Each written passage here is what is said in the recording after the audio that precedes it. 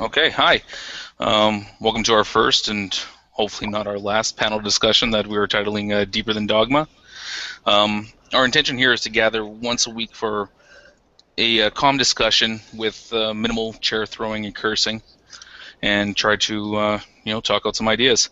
The basic format is that we will pick a topic each week, try to focus on that as much as possible to avoid going off the rails completely. Hopefully the discussion will go at least 60 minutes, and after we think we have exhausted the topic among ourselves, we will open the room to anybody that may want to join. For our first show tonight, we're just going to be discussing the problem of evil. Now, for those unfamiliar with this problem, it's the question of how can someone come to terms with the existence of God with all the evil that we see in the world. It asks how a God that may be known as omnipotent, omniscient, and omnibenevolent can allow evil to even exist in this world. So on the panel tonight, we have myself, Sock Account, Xbox Fiend, Seamus, Floyd FP, Chris Mowdy, and Benny Ocean.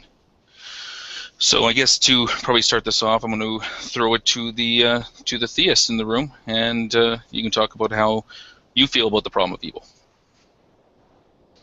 Well, I guess that's me. I think, for me at least, I think the problem of evil is one of the bigger problems that atheists pose to theists, and I think it has a good amount of merit. And I think a lot of people within the atheist paradigm are kind of invested into that problem, and it's clearly an emotional problem, and not to say that it's wrong to base anything off of emotion. I mean, it's a very complex problem that pulls on your heartstrings, so I think it's important to address. And there's a lot of ways to address it, specifically within the kind of Christian worldview. But the specific way I address it, since I'm an Arminianistic-leaning Christian, is that I just answer it with a response from free will.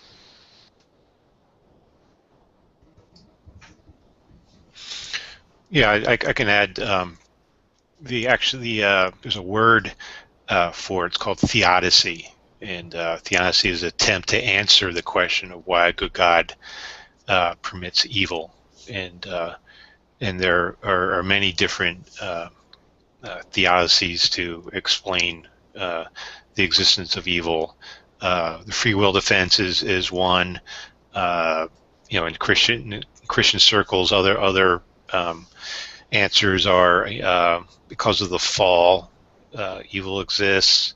Another one is an apocalyptic view where our current world is being controlled by forces of evil, where the good God will eventually overturn it. Another one is that God is punishing us for our sins and so forth. I could probably think of some more, but I think those are the basic ones. I always start thinking about this when I engage in the thought experiment of how you would be able to justify the problem of evil is by asking, is it a problem?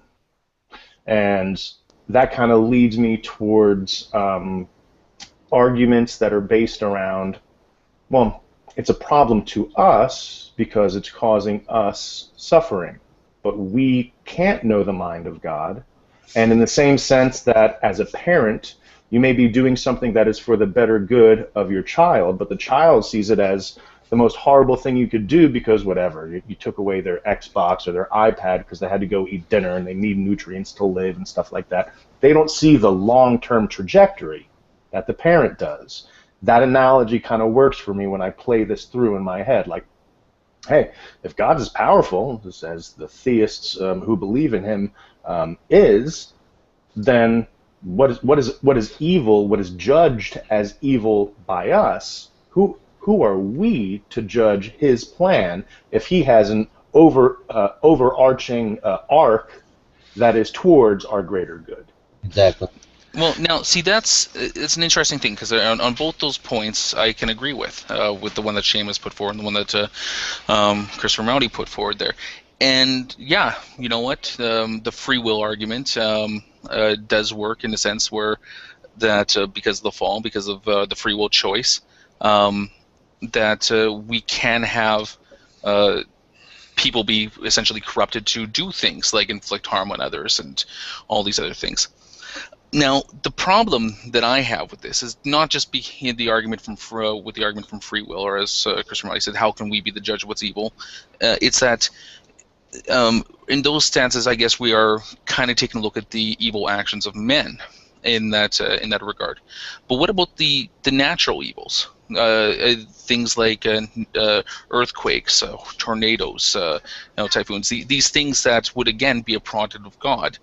That these are completely based on what he would be, on his choices, or even on an individual basis, like the 8-year-old child that is born and diagnosed at a young age with brain cancer and lives a very short, painful life of suffering.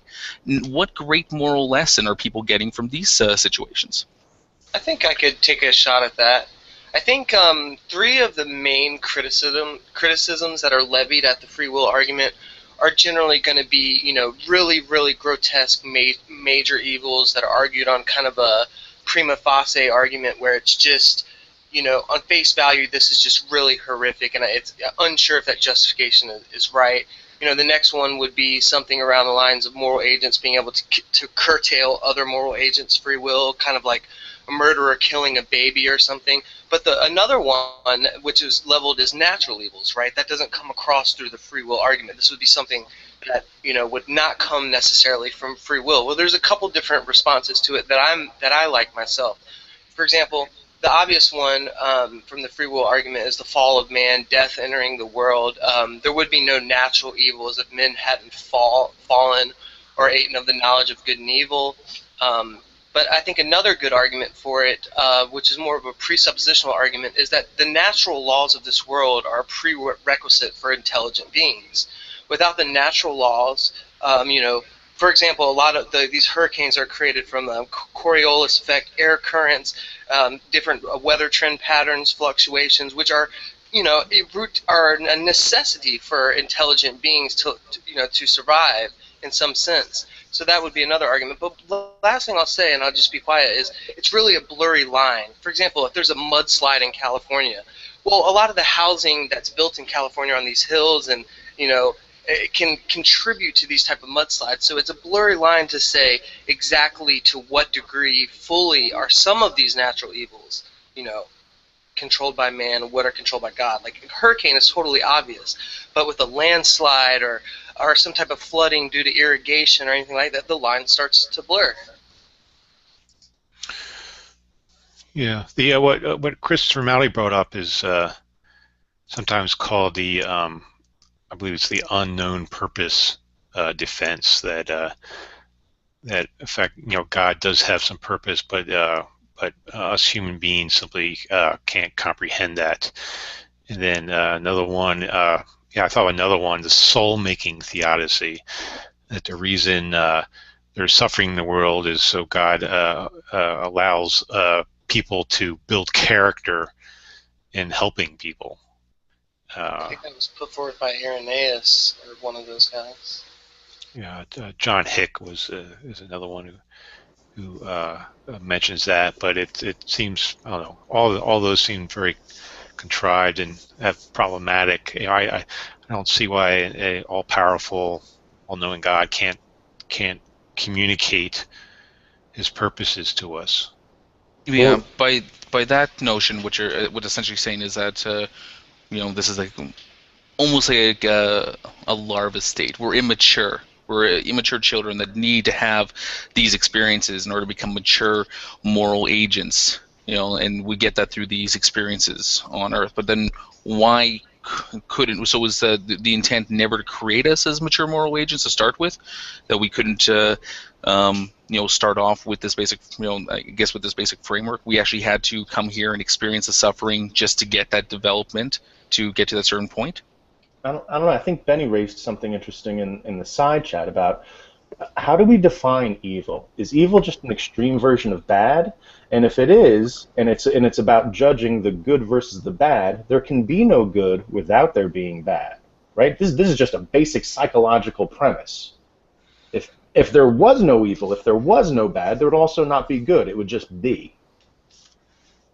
Yeah, there are also sort of logical or practical difficulties with if we have needs that aren't being met, and you could call that a form of suffering, a form of even gratuitous suffering. I mean, if a person has a need to be loved or a need to, there are many examples, but I mean, a need to be fed, of course, is not a psychological need; it's a physical need. But some people will never find someone to love them, and that's just the way life is. Like, it's not going to work out for everyone, and there isn't really, other than God sort of magically creating soulmates for everyone and then ensuring that they meet each other and that everything works out and nobody dies of a heart attack one day. There's going to be heartache, there's going to be heartbreak, there's going to be people who it just doesn't work out for them. So I mean, I don't see any way, I mean, other than having a God he's just a wizard who's just magicking all of the unpleasantness out of existence. This is one of the reasons why, even when I was a believer, the argument from evil didn't really do a lot for me. It didn't ever really affect me in the way it affects some people, because I just see the solutions as so impractical. The idea that, well, one other thing is just that what would God do to ensure that there's no, not this gratuitous suffering? Is he going to rewire our psychology so that we just can't experience that type of feeling? Or is he going to act as an external force in the world and make sure that when we have needs that they're just instantly taken care of? I mean, the solutions don't seem to make sense to me, at least not within any kind of a naturalistic type of universe. And so, and also to ride on the coattails of the psychological framing that we're using right now, the individual differences that exist mean that evil kind of means something different for every person. There are threads of continuity that we could all agree and point our fingers to that something is evil, but some people think homosexuality is evil. I mean, the amount of individual differences that exist and even defining what evil is kind of changes the conversation about if God would do anything about it, in my opinion. How did we define evil? Or what are we working with? Well, I don't think we went there yet. Normally people, go the route of suffering, and specifically gratuitous suffering, because, you can think of examples of suffering like the pain you feel from, you work out and you feel the burn or something, and it's sort of, or you suffer because like Christopher is a bass player, right? And probably sometimes when he was learning the bass, he had to struggle with it, so there's but that's like struggling, that's like suffering with a small s versus capital S suffering, like you're starving to death or something, whatever you're feeling, whatever unpleasantness. I think we want to separate unpleasantness or things that are merely not what we would prefer from true suffering, from well, your big S suffering, would that be maybe when death is a better option than living? I think we we normally say unnecessary suffering. Some suffering is necessary, like yeah, but that modifier adds when you get more. an operation, for example. I'm sorry. I was just going to say, by adding that modifier, you're adding more variance. What is necessary? Now, not only do we have to define what is suffering, now we have to define what is necessary to everybody. Everyone has a different opinion about what necessary is. Well, I just wanted to hit on one point, though, that Benny brought up earlier when he brought up the idea of, how could God, affect us, psychologically, in a natural sense to do this. But that's actually a position that a lot of theists will argue from, that certain things like moral actions are already written on our hearts, that there are certain evil actions that we are capable of, that if God has the ability to already write good moral actions on our heart, is it possible for him to erase the bad ones that don't even occur to us as a thought at all without affecting our free will? I mean, we'd still have free will from Seamus's point of view. It's just that there are certain concepts, certain evil things that we wouldn't even be able to fathom, understand. Yeah, I mean, I don't want to jump around too much because, I mean, I guess it's the nature of these discussions, but the question of whether there's free will in heaven is one that comes up because if, free will is so important that it's worth us having all of this suffering on earth, but we live for, the Bible calls it like a vapor. Our life is like a vapor, and then you're in this eternity of heaven. So most of your life, almost 100% of your life, if the Bible is true, is in heaven or hell. Where presumably you don't have free will because there's no evil there. So I mean, if evil is the price you pay for free will, then apparently you don't have free will in heaven. Just on a quick side note of that, then, and if Seamus, if you're still there, what, or if anybody, I guess Floyd knows a lot about the Bible. What in there indicates that you have free will, or that? I know there are some verses, but I also know that there's also hyper-Calvinists. So. Genesis. I mean, people. It's not the words free will aren't used, but what indicates towards that? Yeah. Well, the fact that you're punished in Genesis for your actions, moral accountability doesn't make sense without free will, at least not in any way we would recognize. So it's normally taken from Genesis that we had this choice, that Adam and Eve had a choice, and they could have done otherwise, but they took this path, and so that's why they were accountable for their actions. So that's how you're using free will. I guess because you talked to a Calvinist, and we had one that was going to come in, but I can't get a hold of him. Free will can be defined a bunch of different ways. Yeah, I know. That's what I was going to say. Yeah. From that Calvinist point of view, they say free choice is different than free will. You have a free choice, but your will is God's will. His own is the only will. Another question is not that whether or not God gives us free will. A question is, does God value human free will? Mm-hmm. And I'm not aware of anything in the Bible that says he actually values people's free will. The Bible God is an intervenist God. He intervenes. He does miracles. He stops people from doing evil. That's why I asked about. That's what my whole question was centered around, because I see so many more instances where there is no free will, and even the choice is taken away in a lot of instances. Not every instance, but in a lot of them, the choice is even taken away. So I'm not sure. Yeah. That you could indicate free will with all that other amount of evidence on the other end. So I don't see anything in the Bible that says God. The Bible God values people's free will. He might give people free will, but I don't really see where he values it, and he makes it a priority. Something to think about. Yeah, I think there are various verses within the Bible that can kind of lead you to like free will conclusions or lead you towards Calvinistic conclusions. But I think kind of what Arminianistic conclusions. But I think kind of what Benny said is. Sorry. Yeah, I think kind of what Benny said is that the Genesis really to a lot of Christians has a lot of bearing on free will. That. Men have the free will choice to choose to disobey God and thus taking of the fruit of knowledge of good and evil and then instituting the fall. I think that that's as a way of rationalizing it. It seems more kind of understandable to the kind of Christian doctrines, at least on face value. So that's why I'm a big fan of free will. But I think it answers the problem of evil very well. I think it's very evidential in our lives. And for me, I think that for me and along with other Christians, it's just kind of a default position. Most people move into Calvinism, not so much the other way around. I just want to point out one thing from the comments. Is Jamie Teacher wrote here that it is incorrect to say that Calvinists do not believe men have no will. The will is bent towards sin unless God changes the disposition of the heart through the Spirit of grace. Seamus believes this is done by the will of man. The Bible teaches the opposite. And then he quotes John 1:13, who were born not of blood, nor of the will of the flesh, nor of the will of man, but the will of God. Yeah, I think I made that distinction earlier when I said that the Calvin believes is that there's only God's will.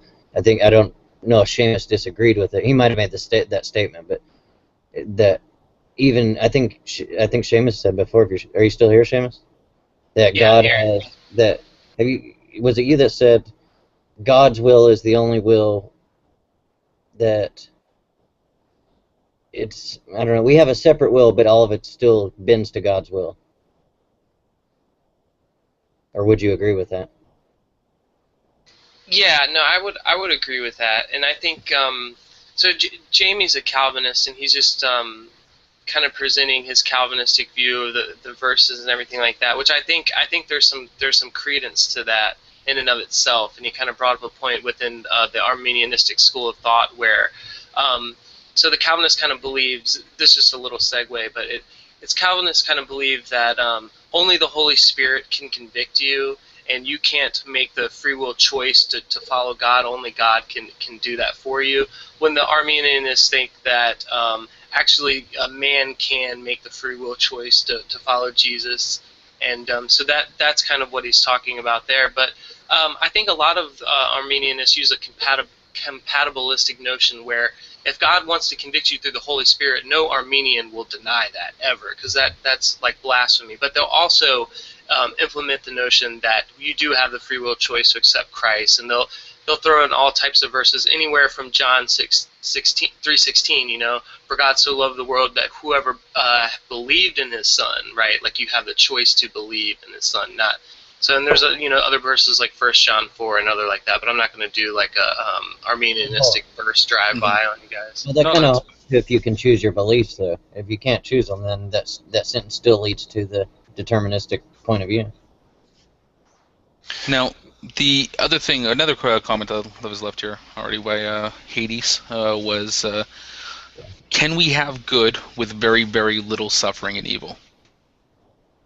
And I guess this goes towards the point that Chris brought up, where that you'd need to have a contrast of what is good to understand what is evil, and vice versa.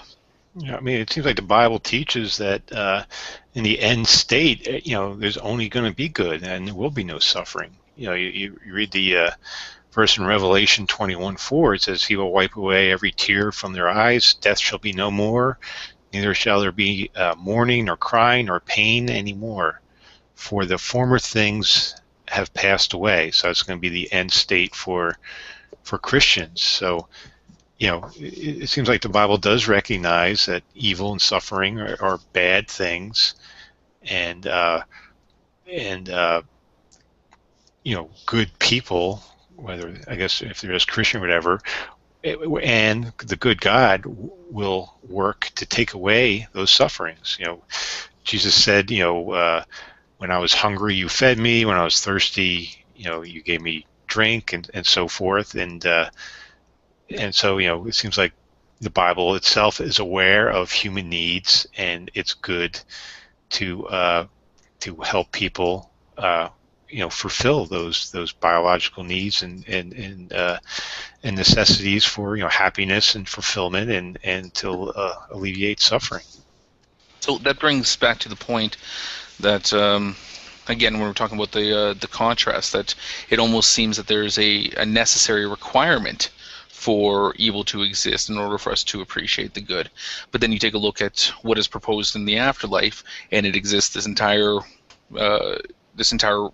existence of good, that if you actually need the evil to contrast it, do you think that you can fully appreciate the concept of heaven without that? Vice versa, I mean, for hell, I mean, would it be like the hot tub scenario, where, yeah, sure, it's hot when you first get in, but eventually you get used to it. You have nothing to contrast it with. The hell one teaches, or at least I always hear that it's continually, it's pretty much burn off your skin, you regrow new skin and burn that off, so you never get used to it. I definitely agree with the notion that, I guess Christopher was saying that kind of you need some elements of bad to experience the good, in order to have good we need some notion of evil, or else we would just be like either immorally or whatever you want to put a definition on that. So, but I think good or free will, in the sense that it allows us to do good, is kind of an interesting thing. And a lot of Christians take the free will argument, will place a lot of value on free will. If we have the free will decision to make all sorts of moral choices that include a lot of expressions of good, like love, affection, empathy, altruism. But also with that, that same free will allows the possibility for evil. Think about it like this. And by doing so, you can do ethical abuses by just not even doing anything at all. You don't have to do something evil or immoral yourself. You could just stand by and let something evil or immoral happen and not object to it, right? What is that famous saying? They say, for evil to win, good men just need to do nothing, right? So the free will ability not only extends to being able to do something evil, but also to allow something evil to take place. Well, then I got a question for you on it with dealing with God.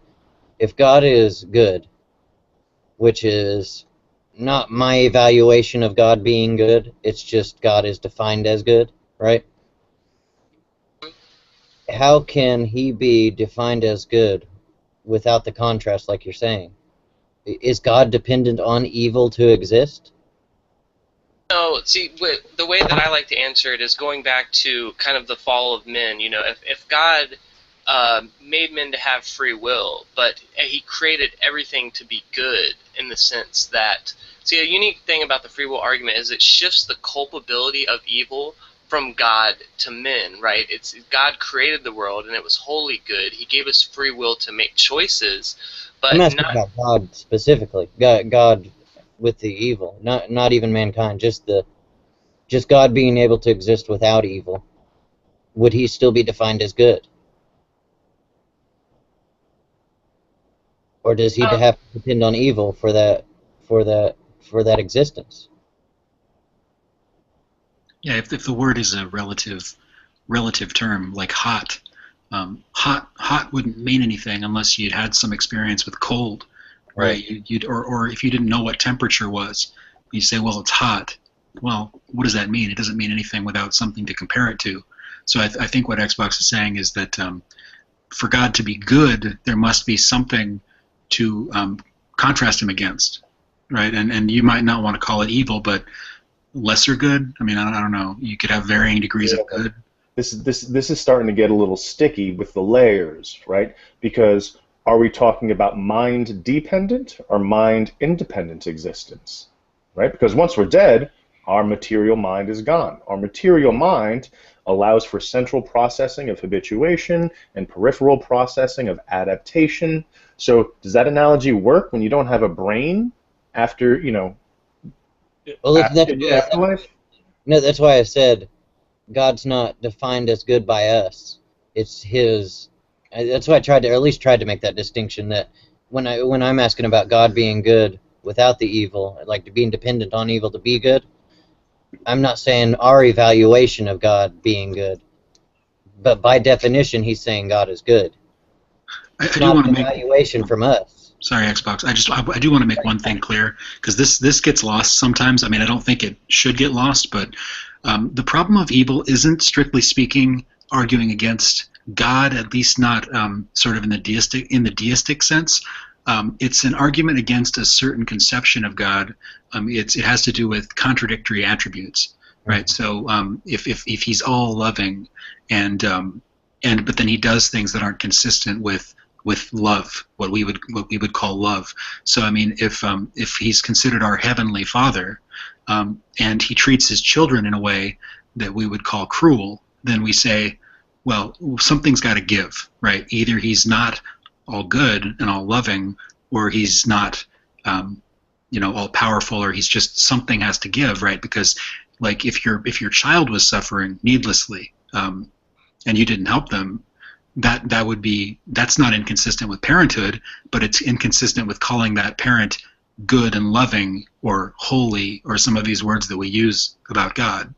Right, so that's the argument. It's that as described, this God as described in the Bible doesn't make sense. Yeah, so that's an interesting point. Is that, like Benny brought up, is that the problem of evil only really matters when you're talking about the three traits, like that I laid out in the opening there. That if there was a God that was omniscient, that he would know all possible scenarios where somebody can do something evil. They know the mind of the people that are going to be doing something evil. If he's omnipotent, he'd be able to prevent evil. at any cost. Whether it's hardening the heart of somebody or changing the heart of somebody, changing somebody's the way they think, doing whatever. And then you get to the omnibenevolence, which is the all-loving aspect of God. And so when you get to the all-loving aspect of God, how can an all-loving God that knows that the evil is coming, that knows that when someone's going to be doing something evil, or knows the evil that can actually just exist in the world naturally, and has the power to stop it, wouldn't those traits be contradictory to the omnibenevolence if he does nothing, if he does not intervene? And welcome, Epi. Welcome, Epi. And Seamus, did you put an answer over in the side chat? Do you mind saying it out loud? Yeah. Address what Saga. Sure. Earlier, Xbox asked me a question. Without evil, would there be any way to know that God is good? And I think, according to the scriptures and Christian theology, I would say we would have to answer there yes, even though there wouldn't be a way for us finitely to judge that, because we would have no standard really to judge it. But I think God ultimately has to be grounded in this good. Okay, hold on. Thank you, man. So, Epi, you just joined us. Been kind of following along, or you have a pretty good concept of the problem of evil, right? Yeah, I do. And there's no one problem of evil. There is problems of evil. There are various ways to formulate them. I can go over them if you like, but I'm just untangling my headphones right now. No, not a problem. Seamus, so when you take a look at things like Psalm 145:17, that says that the Lord is righteous in all his ways and kind, all his ways and kind in all his works. Does that mean that how does that play into the omnibenevolence of God? That God is by his nature kind. Everything he does is kind. And I mean, this is a way to describe one of the attributes of him in his omnibenevolence, but yet there's certain things like the natural evils which are clearly not kind. Right. I think it kind of goes to, there's another verse that says, all things work to the greater good, whether, in that it implies even evil. So it would seem that, from kind of the perspective that God has a plan, and from the part of this plan, it's unable for us to know right now. Like Christopher Mowdy said earlier, like if you take a kid in to get a shot, it seems at that moment to be just something so horrible. There's no need for this, and it has to do with a limited epistemology of what's taking place, right? So as finite beings, we have this limited epistemology of this world and this creation and existence. And I think due to this, we are only reduced to kind of sitting in the doctor's chair crying with our lollipop in our hand because we don't really have all the facts. And I guess this goes back to my previous question, is that, I mean, of course, I couldn't pretend to know the omniscience of God, but the child that dies of starvation, or the child that, I mean, I'm not just doing this the emotional plea here, but I mean, it's the easiest way to try to put across this idea of why would a God allow a child to suffer for their entire life, as short as it might be, in the sense that what possible goodness can come from a life of nothing but suffering? All right. So in the Christian context, one has to realize that life is not finite or limited, but rather it goes on perpetually. It's not just the person who spends their whole life suffering is not someone who just suffers and that's it, pointless, meaningless, what have you. But rather it's something that is allowed to happen in a greater context, which does end up for the greater good. Now, in terms of when I say the greater good, I'm not speaking in a utilitarian context where the ends justify the means. However, what I am saying is that for God to allow evil to take place within our own world is justified based on the fact that it is allowed out of, in a way, mercy, believe it or not. And just to go over this really quickly, imagine, for example, and this is an analogy I like to use. Imagine, for example, you and a significant other want to have a child, and you have to your hands the best equipment ever, the best genetic manipulation equipment ever. Your son could be very handsome, good-looking, blonde hair, blue eyes, if you like that kind of thing. You could be a handsome sportscaster or a PhD rocket scientist, one of these things. You just had to mention something about being handsome, right? After you got your hair all nice looking and cut. Man, that's crazy. Damn, Sorry. can't Sorry. the guy look handsome and make a point at the same time? No, I can't stop from staring at Why don't you just say, why am I so pretty? Why am I so... Okay, now you could do that as a parent, but on the other hand, the same parents could, in fact, shun away all that medical equipment. They could decide to have a child naturally. You know, someone who isn't perfect, someone who has flaws but perfections at the same time. And in this context, we can understand that God allowing evil isn't necessarily a vice, but rather it can be construed as being virtuous. And in that scenario, the child's imperfect, likewise so are humans. God, in his mercy, allows humans to fall short, make mistakes. Granted, God could have created a world where everyone makes the best possible choice ever. But at the same time, God not doing that, God not creating the best, doesn't necessarily mean that there's an imperfection on God's behalf. But rather, there is kindness, there is mercy in allowing people who exist imperfectly, who hurt one another, who allow each other to live in a context where we suffer and are in pain. Those children in Africa, those people who starve. Is that not just like a lot of our finances could be used to alleviate them. Now, in terms of looking at earthly problems, there's problems of multinational corporations. Slow down for a second. Mm-hmm. Is that not like an afterthought, like ad hoc kind of explanation for mercy? Like you're looking at the situation and saying, well, I'll explain it away by defining it as such that it's not a problem. Mm-hmm. Well, if one does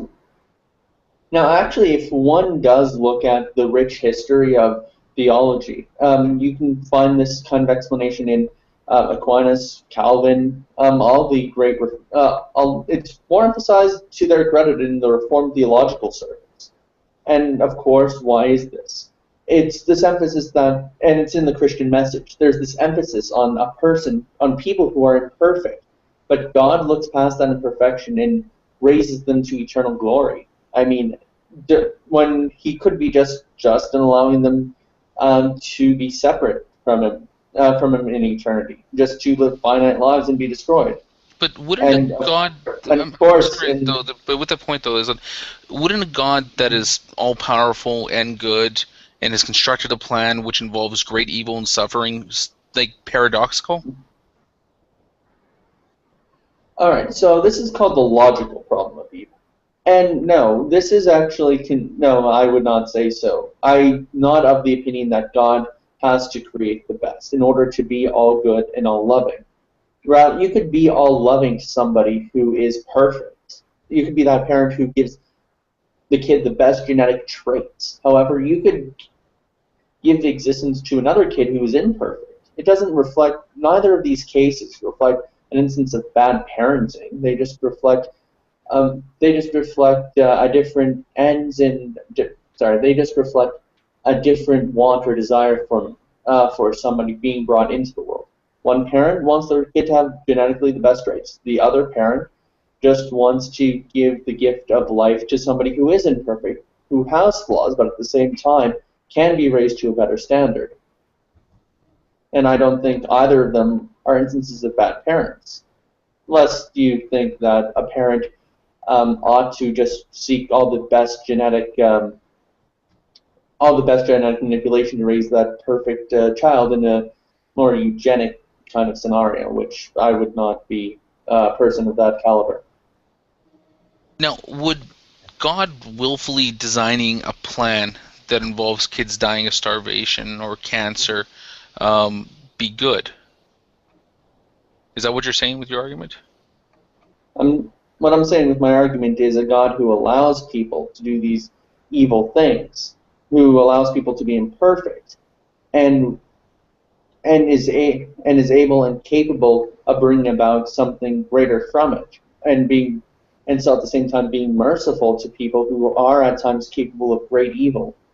is not a problem of God, but rather is a problem of us. It's a problem reflected in our nature. But I mean, in the situation of okay, throw out the starvation. Starvation could have been done by, better funding, better dispersion of funds. Okay, let's say that. Yes. But what about the kid that is born with a physical trait that's going to lead them to a short life full of nothing but suffering?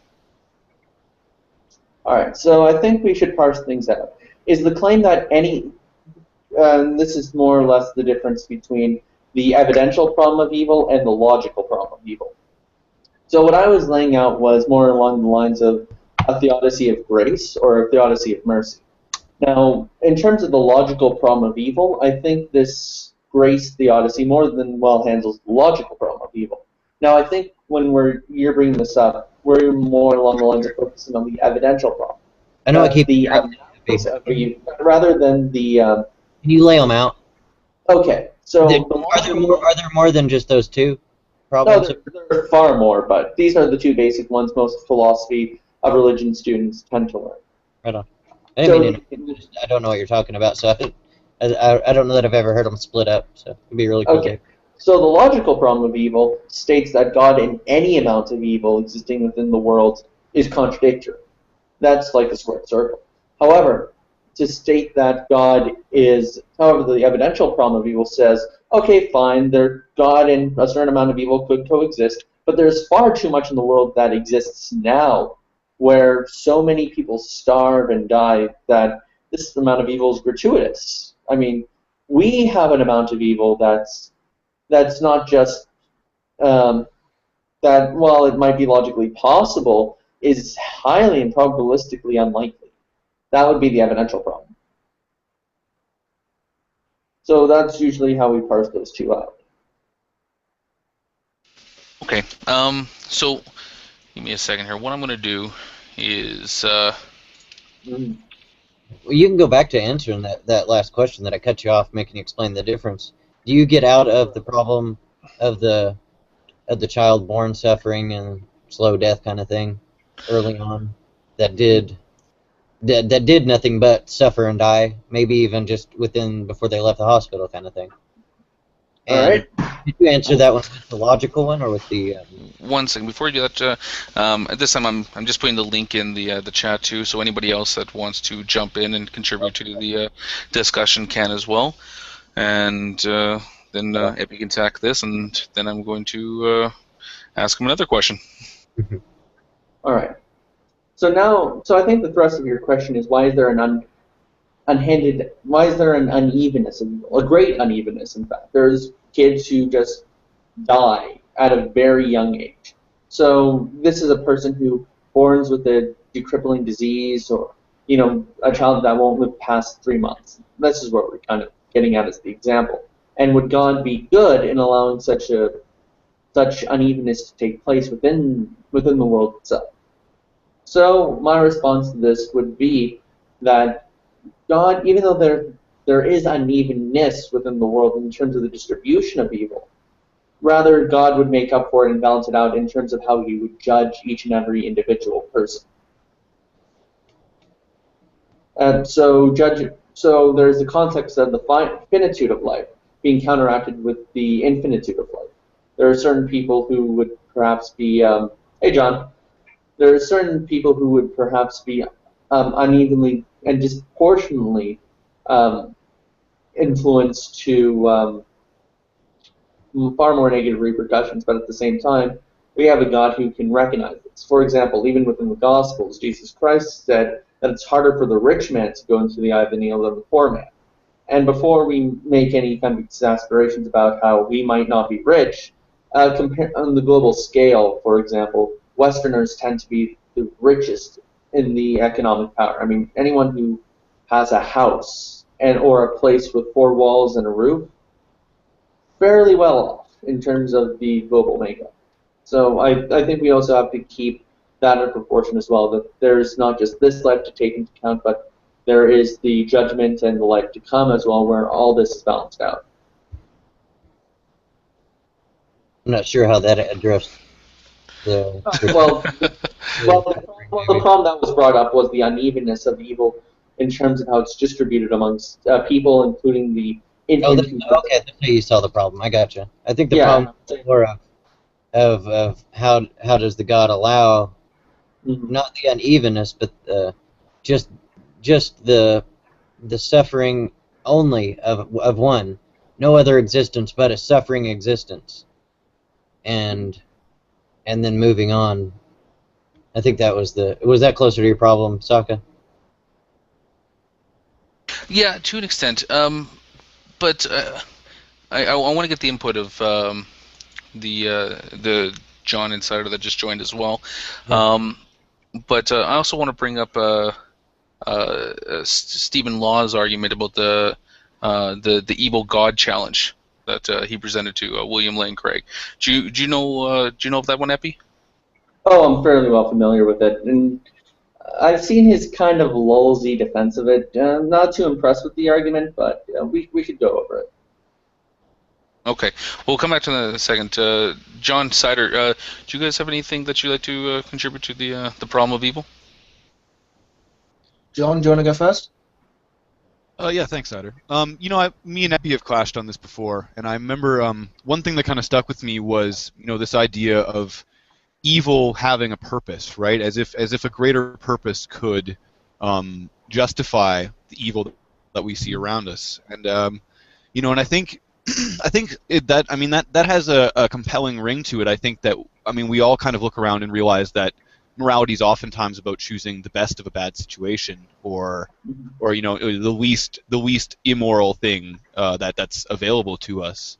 But I think when we're dealing with a God that has the properties that often get ascribed to it, there are some real issues with that description of it, and then the fact that he has perfect prediction as to how things are going to turn out, and I think that throws a certain amount of responsibility as to what his actions are going to be if he wants to maintain this idea of morality, right? And I think that oftentimes this perception of self and the way that we view ourselves is more important in the discussion about morality. So I think that's why I have such a hard time with that justification. Is it seems to give God a limit on his powers that doesn't seem to be applied in other situations. Could I also throw something onto that, because there's another problem with that I think you didn't point out, but I think it deserves to be emphasized, which is the fact that many Christians do not espouse a notion of, or are more deontological, wherein they do not say that morality is justified by the consequences. Yet at the same time, when it comes to God, we seem to allow that to slip up. So I think it pains us to look for better solutions to the problem of evil, lest we look hypocritical to the morals or the ethics we ascribe to ourselves. Sure. I'm just curious, because oftentimes when I have this discussion with people, I'm not 100% certain where they would stand on it. But if how do I want to put this? If you could see that God had a reason for a certain amount of suffering, what sort of justification do you see for that? Would it be something that is the best of all the possible scenarios, or is it more of an ultimate consequence that is going to occur due to the various amounts of suffering that are in the world? Can I tag something onto that also, because if you could something like I could use almost any event in history if you go far back enough, but I could use the Holocaust. Okay, if not for the Holocaust, or I could say World War II in general, I wouldn't be alive, right? Because the circumstances that brought about my birth wouldn't have happened. I would have never been born. My grandmother was a German citizen who came to America because of the events going on in Germany, and married an American and had my mother. There were other events on my father's side of the family that, so I wouldn't have been born. So that's a good. I consider it a good.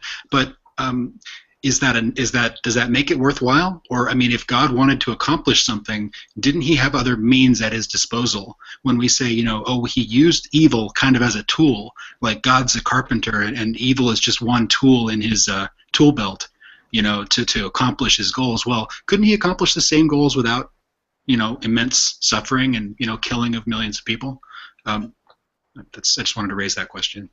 Well, yeah, endowed us with understanding of evil, or the understanding of the contrast, and not actually experiencing the contrast. We could have just been written on our hearts, quote unquote, the contrast. Nobody would have to actually suffer.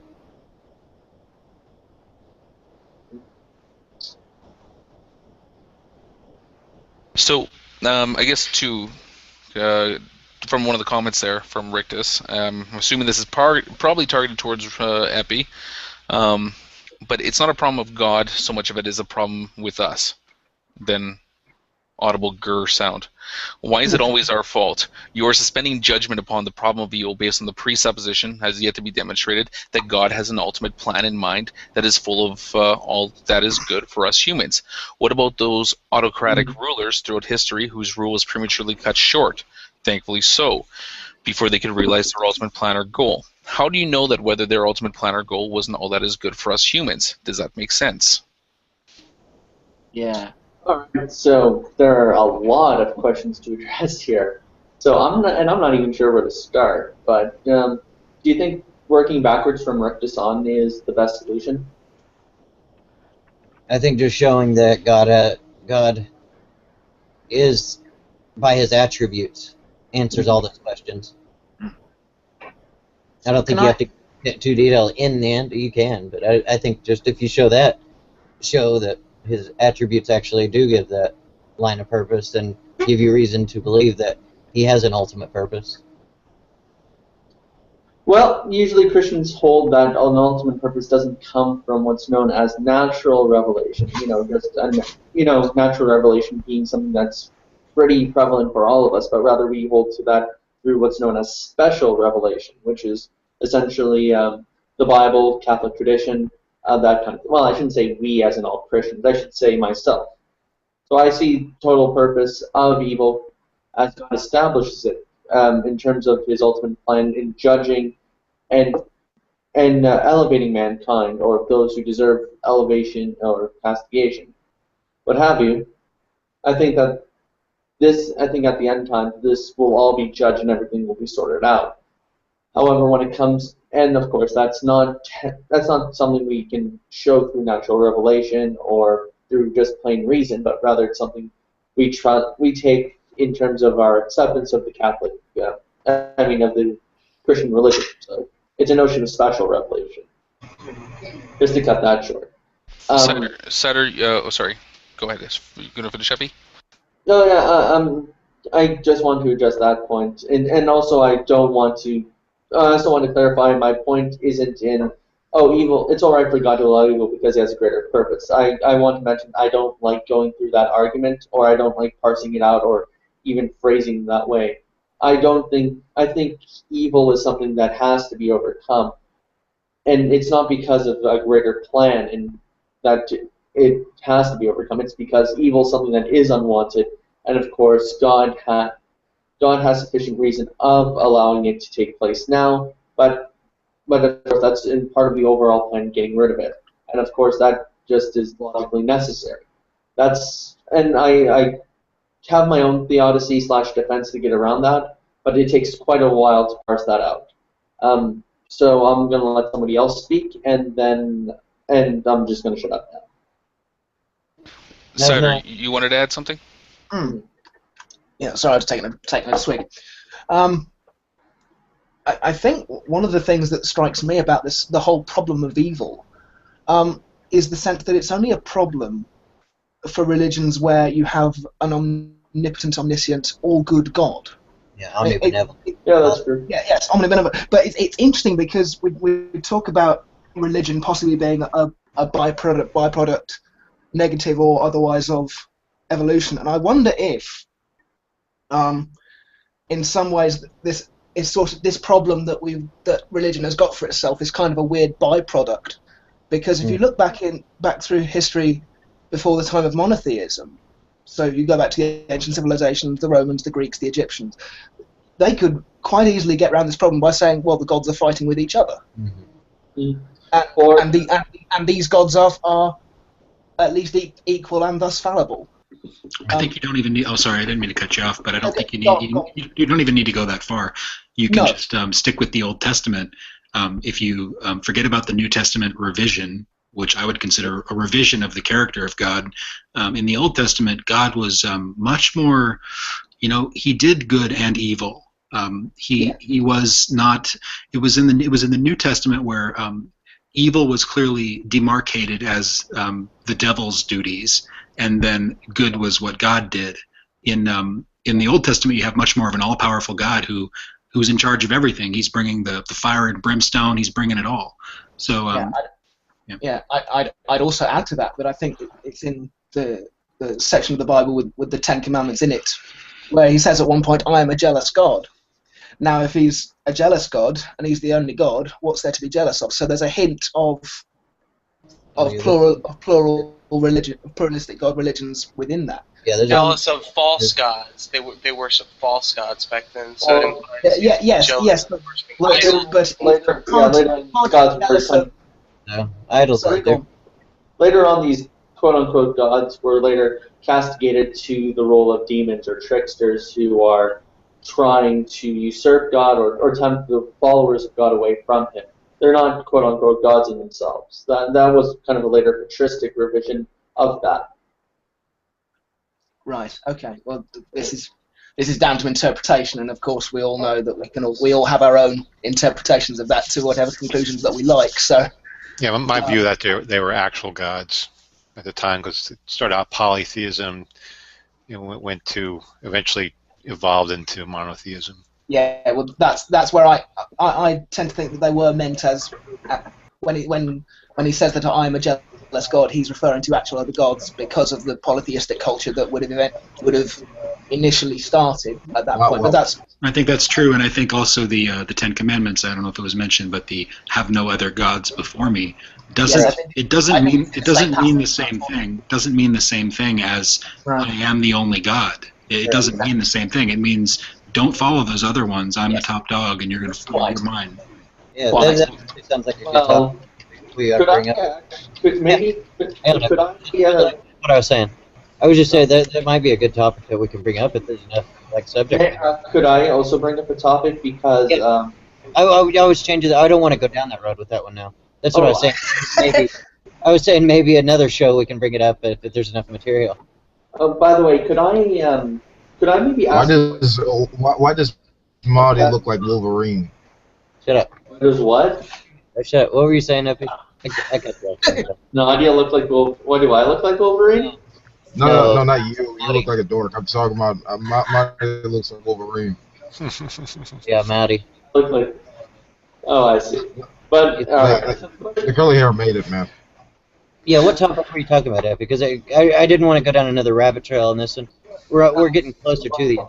So in terms of the problem of evil, this was what the discussion was revolving around.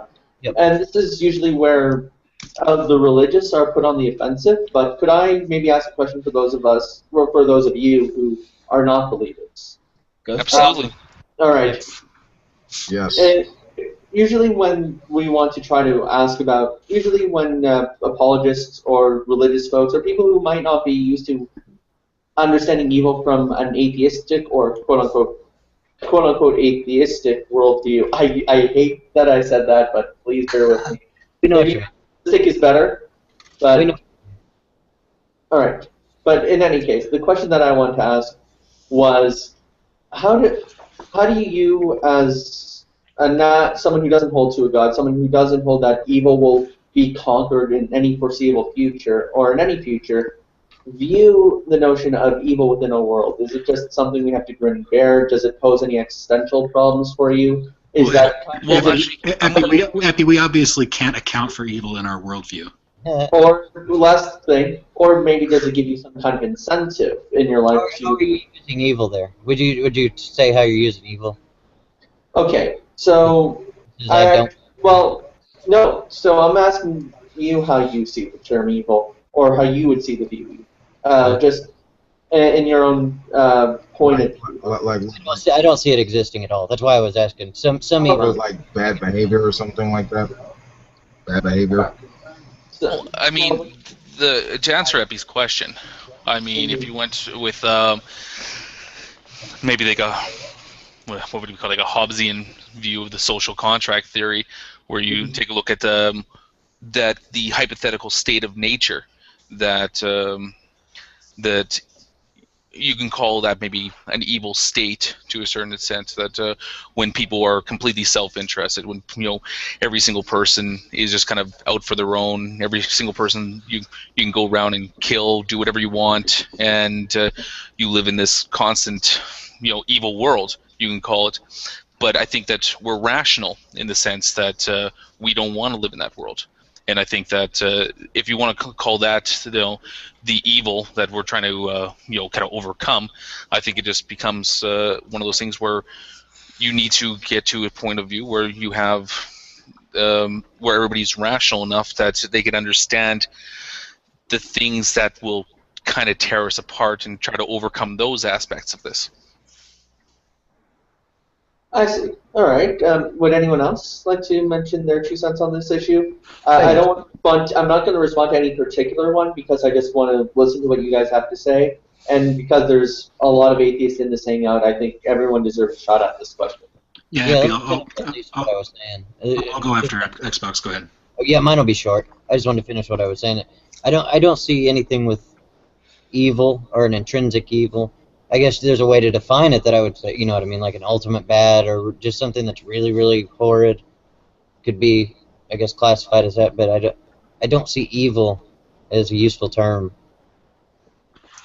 Well, it has a lot of religious baggage. So, I mean, if you wanted to use it from a secular perspective, it's going to be detached from any kind of supernatural content, right? So you're going to, and it's also the problem of evil is not the problem of bad, right? I mean, it specifically is supposed to be aimed at these extreme forms of unnecessary suffering. And so when I use evil, at least in the sense of the problem of evil, that's what I'm talking about, is just rampant, unnecessary, and even I mean, you could look at the way the natural world is set up to pit life against life. The whole idea of what makes Darwinian selection work creates a planet that's harsh.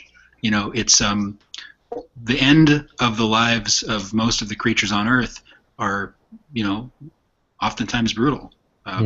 So it's the natural selection, Darwinian evolution requires a lot of death. It requires a lot of organisms that aren't well suited for their environments, and they succumb to the elements, or they're eaten by a predator, or they're bacteria or a parasite or whatever. So it's like the whole way this natural world is set up. It's just you can't really detach it from what we would call evil and suffering. So really, for this problem to go away, you'd have to have the world set up in an entirely different way. That Darwinianism is a harsh way for the world to be set up. Yeah, I agree. I agree with everything you said. Cider, you wanted to add something to this? Yeah, I think we're getting down a rabbit hole slightly of definitions of evil here, and I think what Epi's question at least spoke to me to was, I think Epi said at one point, how do you deal with the fact that evil at the end times will not be conquered? I think that was one of the things that you said in your question. That was. Yeah. So in terms of how do I deal with things like evil deeds like the Charlie Hebdo killings going unpunished because there is no God? I think it's an unfortunate consequence of the view. In terms of, but I think it's nonetheless it's worth fighting against evil and doing as much as you can against it, because to my way of thinking, it's best to try and live in the best world that you can. Just a slightly different point. I think it was Mounty raised the issue of some things like Buddhism and Taoism, which would say you cannot have a good without an evil, and I hold to that as well. That you cannot know what good is without, to an extent, having some form of evil. Now you can try and diminish that as much as you can. I think we all should try and do that. But I think it's a fair realization to say that we're not going to eradicate evil completely, but it's still a good fight to have. So that's my ramble. All right, thank you. Anyone else like to throw their 2 cents in there? So the question is, how do we handle evil, or is there evil? Well, no. Just what do you make of the notion of evil without God, or without any notion that it's going to be taken care of in any way? Is it just simply a fact about the world that we have to deal with? Is there even such? Do you think that it's even meaningful to speak about evil? That kind of stuff. Well, yeah. Well, I think it is a fact of the world. It starts out that we're contingent beings. We're contingent. We have needs, and we have to fulfill them. Every second of the day, without exception, we're fulfilling some need. Just breathing fulfills a need. Sleeping, eating, you name it. If we're not fulfilling our own needs, we're fulfilling the needs of other people. So we're contingent beings that constantly have to fulfill needs to survive. And there's scarce resources. I mean, a lot of the violence that occurs in the world is fighting over resources. Think of all the violence going on in the Middle East. Fighting over the Promised Land and so forth, and religious religious monopoly of ideologies and so forth, things like that. So it's just a fact of the world, and because I don't believe there's a God, it's up to us to make the world better, because no God's going to do it for us. Does that mean that eventually we'll be, we have the ability to eliminate all evil? I doubt it. I don't think so. Are we going to be able to eliminate death? Well, unless we can download our minds into a computer or something like that. I don't see it happening anytime soon. Oh, who would want that? Who would want to live forever? Oh, please kill me. It wouldn't be you anyway. It would be a copy. Yeah. Would it really be you? See, and again, I'd hate to. I've got a lot of an echo on my side. I'm getting a huge echo. I don't know who's. Sorry, I think it's coming from Audi there. Okay, but sorry. To go back to the one of the points I brought up before is that we've Epi and Seamus have both brought this up. And actually Chris from Audi as well, that the problem of evil, or I mean the inclusion of evil in this world seems like an almost necessity in order to get to to understand the contrast of good. But yet, like it was brought up before, and I don't think it was really addressed, was that when the majority of our existence in the Christian worldview would be spent in eternity with God, in a place that is all good, then how can, in a place that's all good there, how would you even know that it's all good? Where would the relation to the evil be there? If heaven can exist in the sense that it's a place with all good, if God can make heaven in a sense that it's this place that's all good, then why couldn't the same thing be done for the mortal realm, the mortal plane here? Yeah, I don't see any reason why not. And it seems like, the way the Bible describes heaven, they're going to be a totally new creation. So you're not even going to be a human, as far as I'm concerned. There seems to be no procreation at all in heaven. That's if you believe, I guess, if the Christians will go to heaven rather than just being on a new earth. I know some Christians believe there's just going to be a new earth where people are going to live, and it's going to be pretty much the same existence, except no sin and no death and no suffering and so forth. But in heaven, Jesus describes no sex, for example. But I can't believe in a heaven with no sex. Yeah, it raises the question: are you going to have a digestive system? Are you going to have to eat in heaven? Are you going to have feelings? Period. Maybe emotions. Yeah. Think about this. What is the closest thing we have to compare to heaven? And think about the Garden of Eden, right? Well, there was still eating there, not meat, but there was still eating there. There was some sort. Not to say that heaven was going to be like that, but they even had free will to the extent that they had no propensity for sin, but they did have the freedom to make choices. So I wouldn't say necessarily that you would be like a robot. And I personally would compare heaven. I just want to make a quick point here. I would like to compare heaven or the new earth to marriage. I think that's the closest comparison, because God is supposed to be the one that every Christian, as the bride of Christ, strives to be with. Plus, like marriage, there is also no sex there. Well, that's almost to the point I was going to ask. Next part. But hold on a second. That's what I was going to ask. How long are we actually in heaven before we go to this new earth? And then is the new earth where we spend eternity? Heaven is a temporary state where where your soul is with God. Right. And the new earth is when the soul is merged with new matter.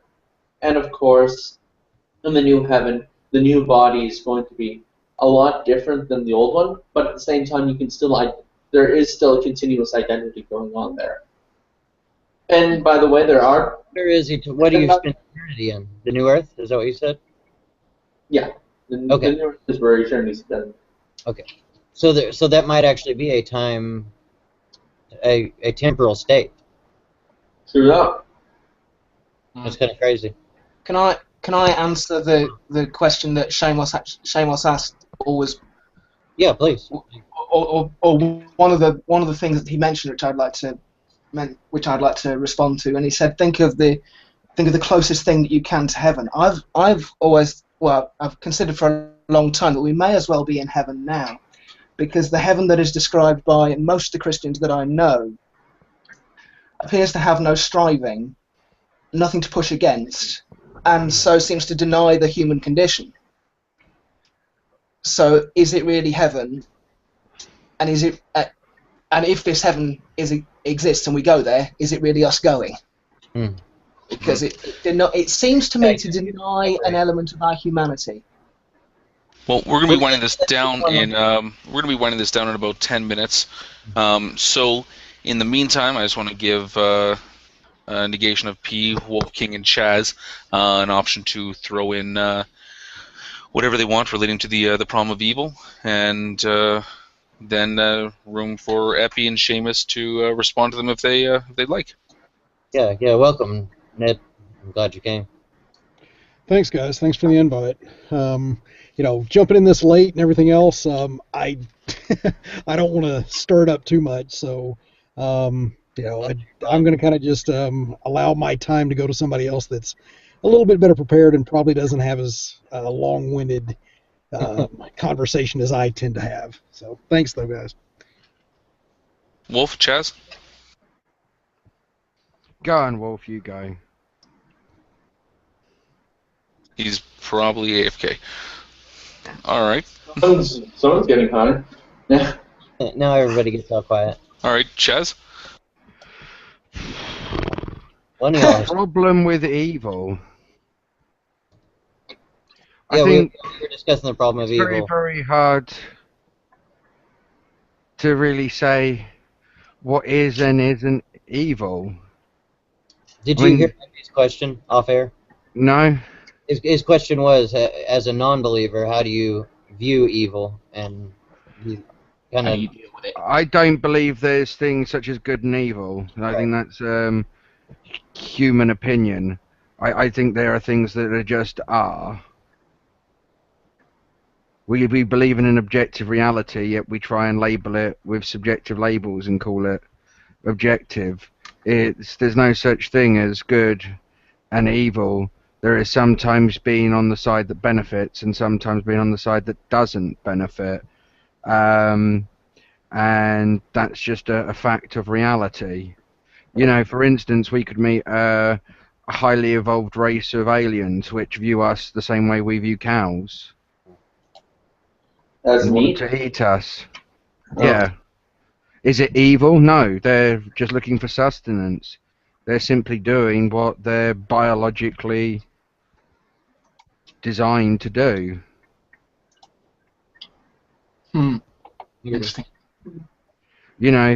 So we would call them evil.